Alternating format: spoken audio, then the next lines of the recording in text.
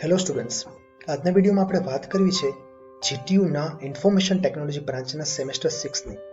GTU આ સેમેસ્ટરમાં પણ ઘણા બધા ઇલેક્ટિવ સબ્જેક્ટ્સ આપ્યા છે, તો તેમાંથી કયો સબ્જેક્ટ લેવો જોઈએ, કયો સબ્જેક્ટ છે ગેટમાં કામ આવશે, કયો સબ્જેક્ટ છે એમટેક માટે કામ આવશે, કયો સબ્જેક્ટ છે એ પ્લેસમેન્ટ માટે કામ આવશે, એ બધું ડિસ્કશન આપણે કરીશું સેમેસ્ટર 6 માટે. તો તે પહેલા આપણે જોઈ લઈએ કે કેવી રીતે કોઈ પણ ઇલેક્ટિવ સબ્જેક્ટ ડિસાઇડ કરવું. તો હવે તમારે નક્કી કરવું પડશે કે તમારો ફ્યુચર પ્લાન શું છે, અને એ ફ્યુચર પ્લાનના અકોર્ડિંગ તમારે નક્કી કરવું પડશે કે તમારે કયો સબ્જેક્ટ લેવો છે. જો તમારે પ્લેસમેન્ટ માટે અપિયર થવું હોય તો તમારે તેને રિલેટેડ સબ્જેક્ટ લેવા પડશે. જો તમારે માસ્ટર એટલે કે એમટેક કે એમએસ કરવું હોય તો તેના રિલેટેડ સબ્જેક્ટ્સ લેવા પડશે. અને જો તમે ગેટ એક્ઝામ માટે પ્રિપરેશન કરતા હો તો ગેટ એક્ઝામના સિલેબસના અકોર્ડિંગ સબ્જેક્ટ્સ તમારે લેવા પડશે. એટલે આ ત્રણમાંથી જે ઓપ્શન તમે સિલેક્ટ કરો એ ઓપ્શન અકોર્ડિંગ તમારે ઇલેક્ટિવ સબ્જેક્ટ લેવા જોઈએ. ફાઇન, તો ચાલો જોઈએ સેમેસ્ટર 6ના ઇલેક્ટિવ સબ્જેક્ટ. સેમેસ્ટર 6માં અલગ અલગ 4 ઓપ્શન્સ આપ્યા છે ઇલેક્ટિવ સબ્જેક્ટ્સ માટે. એનો પહેલો ઓપ્શન છે એ છે સીપીડીપી વર્સિસ આઈપીડીસી. આ સબ્જેક્ટ આપણે ડિસ્કસ એટલા માટે નથી કરતા કેમ કે સેમેસ્ટર 5માં જે સબ્જેક્ટ લીધો હશે એ સબ્જેક્ટ સ્ટુડન્ટે કમ્પલસરી સેમેસ્ટર 6માં લેવો પડશે. એટલે એવું નહીં બની શકે કે કોઈ સ્ટુડન્ટે સીપીડીપી સબ્જેક્ટ છે એ સેમેસ્ટર 5માં લીધો છે અને સેમેસ્ટર 6માં આઈપીડીસી સબ્જેક્ટ લઈ શકે. એટલે તમે સેમેસ્ટર 5માં જો સીપીડીપી સબ્જેક્ટ લીધો હોય તો તમારે એ સબ્જેક્ટ સાથે કન્ટિન્યુ કરવું પડશે. એટલે આપણે ડાયરેક્ટલી જોઈએ બીજા ઓપ્શન માટે, જેમાં 3 સબ્જેક્ટ છે: image processing, big data analytics અને આર્ટિફિશિયલ ઇન્ટેલિજન્સ. 3 સબ્જેક્ટમાંથી આમ જોઈએ ઇમેજ પ્રોસેસિંગ અને આર્ટિફિશિયલ ઇન્ટેલિજન્સ બંને સબ્જેક્ટ થિયરેટિકલ છે અને બંને સબ્જેક્ટ્સનો સિલેબસ આઉટડેટેડ છે. આઉટડેટેડ એટલા માટે કે અત્યારે ભલે એવું કહી શકાય કે એ આર્ટિફિશિયલ ઇન્ટેલિજન્સનો યુગ છે, પણ આપણો જે સિલેબસ જીટીયુએ ડિઝાઇન કર્યો છે એ યુગ પ્રમાણેનો લાગતો નથી. બહુ જ જૂનો અને આઉટડેટેડ સિલેબસ છે. તેવી જ રીતે ઇમેજ પ્રોસેસિંગ છે, તો ઇમેજ પ્રોસેસિંગમાં આજે એનિમેશન આવી ગયું છે, પણ જીટીયુનો જે સિલેબસ છે એમાં બહુ બેઝિક ઇમેજ પ્રોસેસિંગની વાતો કરેલી છે. એટલે આ બંને સબ્જેક્ટ્સ અમને એવું લાગે છે કે થોડા આઉટડેટેડ છે.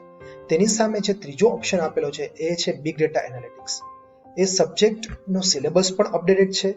બીજી વસ્તુ કે બિગ ડેટા એ અત્યારની ટ્રેન્ડિંગ ટેકનોલોજી પણ છે, અને જો તમે એમટેક માટે જવા માંગતા હો તો એ રિસર્ચ માટે પણ યુઝફુલ થઈ શકશે. એટલે આ ત્રણમાંથી અમને એવું લાગે છે કે જો તમારે 100% થિયરિટિકલ સબ્જેક્ટમાં ન જવું હોય તો big data subjects best option છે. ફાઇન, સેકન્ડ ઓપ્શન માટે આપણે જોઈએ, એમાં અગેન 3 સબ્જેક્ટ્સ છે: enterprise application development, data warehousing and mining, અને ત્રીજું છે એડવાન્સ વેબ પ્રોગ્રામિંગ. આ 3 સબ્જેક્ટમાં પહેલા બંને એટલે કે એપ્લિકેશન ડેવલપમેન્ટ અને વેબ પ્રોગ્રામિંગ બંને પ્રોગ્રામિંગ સબ્જેક્ટ છે, પણ એન્ટરપ્રાઇઝ એપ્લિકેશન ડેવલપમેન્ટ છે એનું ફોકસ રહેશે જાવા લેંગ્વેજ ઉપર. જાવાના યુઝ કરીને તમે વેબસાઇટ ડેવલપમેન્ટ કઈ રીતે કરી શકો એ મેઇન ફોકસ રહેશે એન્ટરપ્રાઇઝ એપ્લિકેશન ડેવલપમેન્ટ સબ્જેક્ટનું. જ્યારે એડવાન્સ વેબ પ્રોગ્રામિંગ સબ્જેક્ટ છે એ પીએચપી બેઝ રહેશે. એટલે તમે જો 5th સેમેસ્ટરમાં ઇલેક્ટિવ સબ્જેક્ટમાં વેબ પ્રોગ્રામિંગ સબ્જેક્ટ લીધો હોય તો એનું આ એડવાન્સ વર્ઝન છે.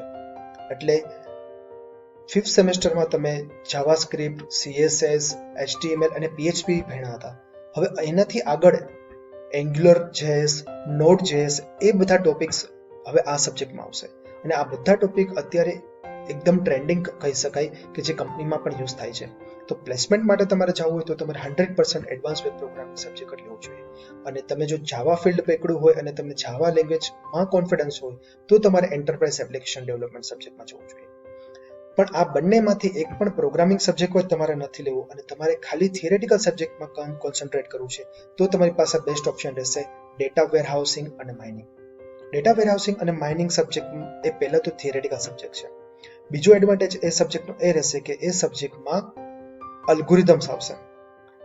એટલે અલ્ગોરિધમ હશે એટલે એવું કંઈ ગોખવું પડે એવો થિયરેટિકલ સબ્જેક્ટ પણ નહીં હોય. અને ત્રીજી વસ્તુ છે કે આ સબ્જેક્ટ જો તમે એમટેક કરવા માંગતા હો તો એમટેકમાં રિસર્ચ માટે આ સબ્જેક્ટ ઘણો યુઝફુલ થઈ શકશે. એટલે 3 સબ્જેક્ટ આમ તો એમ જ કહી શકાય કે ઇમ્પોર્ટન્ટ સબ્જેક્ટ છે, પણ તમારે પીએચપી સાઇડ જવું હોય તો એડવાન્સ વેબ પ્રોગ્રામિંગ લો, તમારે જાવા બાજુ જવું હોય તો એન્ટરપ્રાઇઝ એપ્લિકેશન ડેવલપમેન્ટ સબ્જેક્ટ લો, અને તમારે એમટેક કરવું હોય અને પ્રોગ્રામિંગમાં ઇન્ટરેસ્ટ ન હોય અને થિયરેટિકલ પાર્ટમાં જવું હોય તો ડેટા વેરહાઉસિંગ અને માઇનિંગ સબ્જેક્ટ લઈ શકો છો. ફાઇન, તો આ થઈ થર્ડ ઇલેક્ટિવ ઓપ્શનની. ફોર્થ ઇલેક્ટિવ ઓપ્શન છે એમાં 2 જ ઓપ્શન આપેલા છે: મોબાઈલ એપ્લિકેશન ડેવલપમેન્ટ અને ડેટા એનાલિસિસ અને વિઝ્યુલાઇઝેશન. બંને સબ્જેક્ટ આમ તો એવું કહી શકાય કે પ્રોગ્રામિંગ સબ્જેક્ટ જ છે. મોબાઈલ એપ્લિકેશન ડેવલપમેન્ટમાં તમને એન્ડ્રોઇડ શીખવા મળશે 100% પ્રોગ્રામિંગ સબ્જેક્ટ છે. વળી ગુજરાતમાં એન્ડ્રોઈડ બેઝ કંપનીઝ પણ ઘણી બધી છે, એટલે પ્લેસમેન્ટ માટે પણ કોઈ પણ કંપની આવશે તો તેઓ એન્ડ્રોઈડ જો તમને ફાવતું હશે તો એક તમને એડવાન્ટેજ પણ રહેશે. એટલે જો પ્લેસમેન્ટને ટાર્ગેટ રાખતા હો તો આ સબ્જેક્ટ બેસ્ટ છે. તેના ઓપ્શનમાં જે બીજો સબ્જેક્ટ છે એ એકચ્યુઅલી બે સબ્જેક્ટનું કોમ્બિનેશન છે, ડેટા એનાલિસિસ અને ડેટા વિઝ્યુલાઇઝેશન. કોમ્પ્યુટર એન્જિનિયરિંગમાં ખાલી ડેટા વિઝ્યુલાઇઝેશન સબ્જેક્ટ આવે છે. આઈટીમાં એ લોકોએ બે સબ્જેક્ટ કમ્બાઈન કર્યા છે, ડેટા એનાલિસિસ અને data visualisation. Data analysis subject છે એમાં મેથેમેટિક્સના કન્સેપ્ટ્સની જરૂર પડશે, એટલે અગેન મેથ્સને રિલેટેડ જો પ્રોબ્લેમ્સ હોય તો આ સબ્જેક્ટ ન લેવો જોઈએ. અને બીજો પાર્ટ જે છે ધેટ ઇઝ વિઝ્યુલાઇઝેશન, એટલે જે પણ તમે ડેટા જે છે એ ડેટાનું એનાલિસિસ તમે કરો છો, એ એનાલિસિસ કર્યા પછી તેને અલગ અલગ ચાર્ટ્સના ફોર્મમાં રિપ્રેઝન્ટ કરવા માટેનો પાર્ટ છે એ એટલે વિઝ્યુલાઇઝેશન. વિઝ્યુલાઇઝેશનમાં ચાર્ટ થ્રુ પ્રેઝન્ટ કરવા માટે તમારે થોડું જાવાસ્ક્રિપ્ટનું બેઝિક નોલેજ જોશે.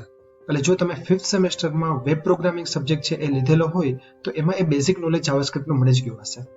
તો આ થઈ ત્રીજા ઇલેક્ટિવ સબ્જેક્ટની ચોઇસ, કે જેમાં મોબાઈલ એપ્લિકેશન ડેવલપમેન્ટ અને ડેટા એનાલિસિસ એન્ડ વિઝ્યુલાઇઝેશન છે. Mobile application development 100% programmatic subject કહી શકીએ. ડેટા એનાલિસિસ એન્ડ વિઝ્યુલાઇઝેશન એને 50% મેથેમેટિકલ એન્ડ 50% પ્રોગ્રામેટિકલ કહી શકાય. ફાઇન. તો આ થઈ 6th સેમેસ્ટરના 4 ઇલેક્ટિવ સબ્જેક્ટની વાત. ફાઇન. છતાં પણ જો તમને કંઈ પણ ક્વેશ્ચન હોય, કંઈ પણ કન્ફ્યુઝન હોય તો you can just ask us in comment section. We will surely help you out. Fine. Okay, so till then, bye bye.